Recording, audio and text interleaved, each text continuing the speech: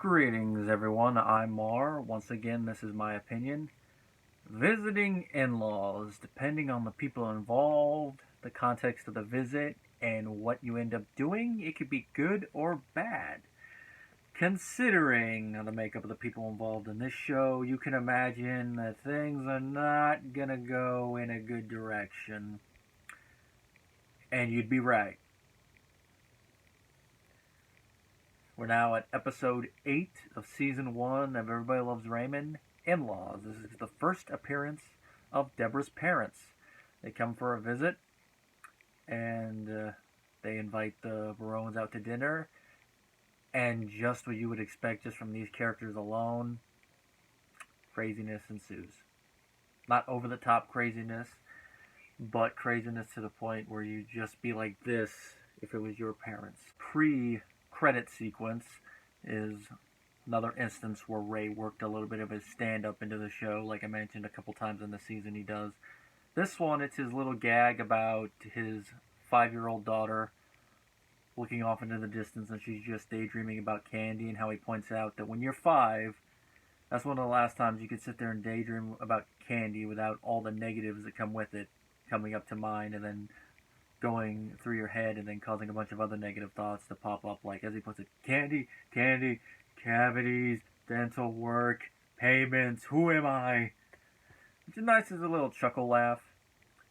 Definitely one of those things that you could cut from the episode, and then the rest of the episode is unimpacted. But a lot of the season 1 opening stuff is like that, just to get the audience warmed up, then put the credits, and then have the main part of the episode begin. So, it is what it is. Now, as I've already said, this episode centers around the in-laws, Debra's parents coming to visit.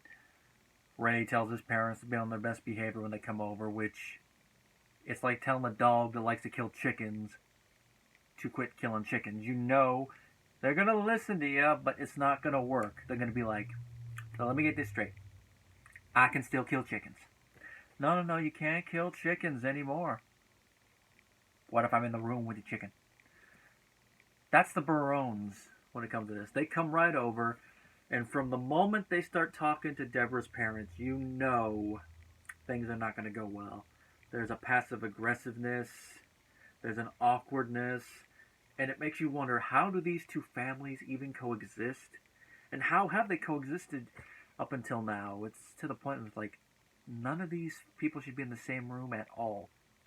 Thankfully, this is something that's toned down as the show progresses.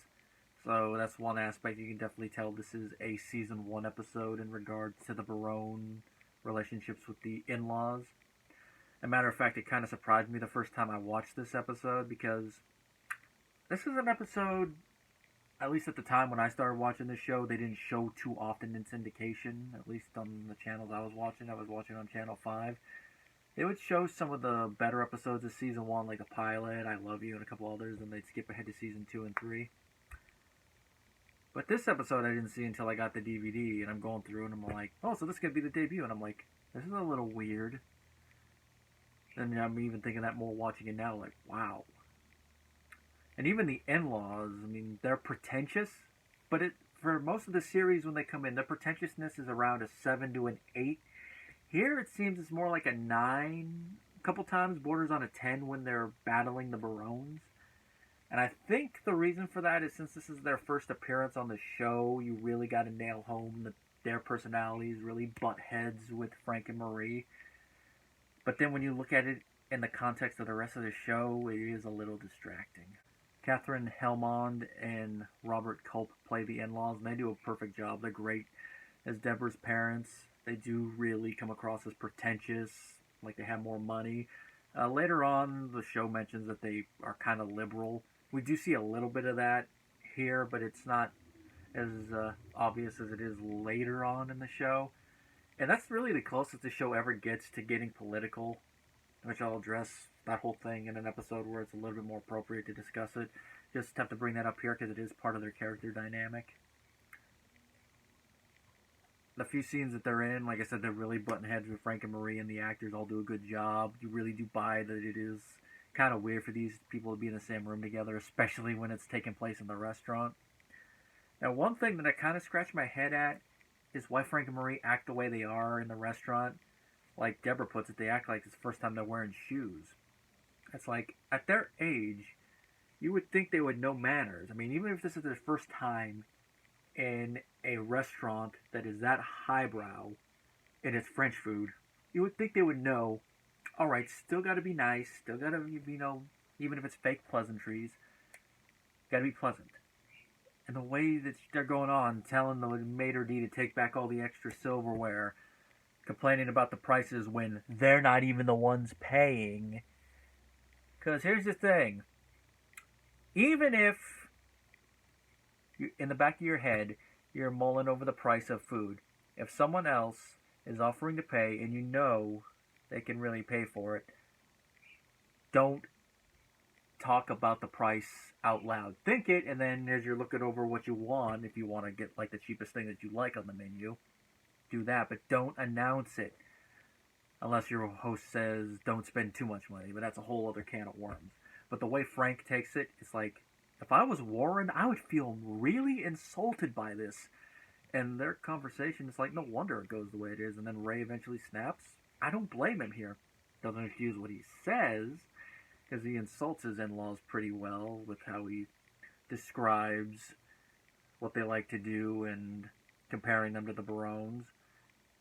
Now, I know later on in the episode it says he took his parents' side, but it sounded like he was laying into both of them. It's just that this is the first time he's talking about how he feels about his in-laws, so it kind of seemed more like he was taking his parents' side than his in-laws' side. But to me, it seemed like he was lambasting both of them.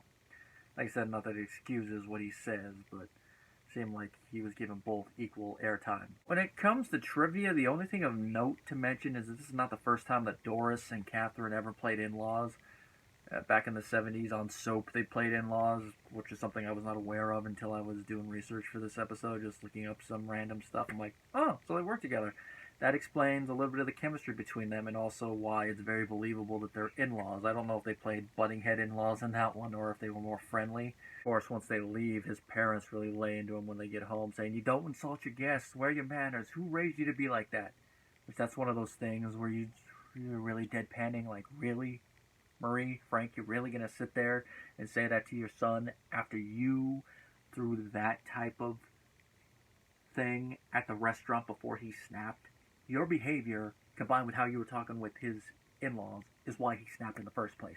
So you were the last person to be throwing stones at anyone. And it's things like that, you're like, these two are just massive children.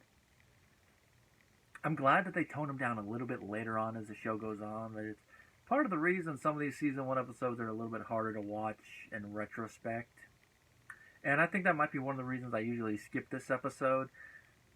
But watching it back again, there are a bunch of funny moments. They do get some funny lines, like the way that Peter Boyle and Doris Roberts play off each other in the scene where they're telling Ray that he disappointed them. They get some good lines in there. They do get some good lines in the other scenes. It's just as a whole, it's just an episode I find myself more skipping when I'm marathoning the show. I'd say it's worth at least one watch if you're watching the show in order of release, especially since this is the introduction of the in-laws. But if you're rewatching the show, unless you really do love this episode, I recommend just skip it. Just one of those ones that doesn't really fully click.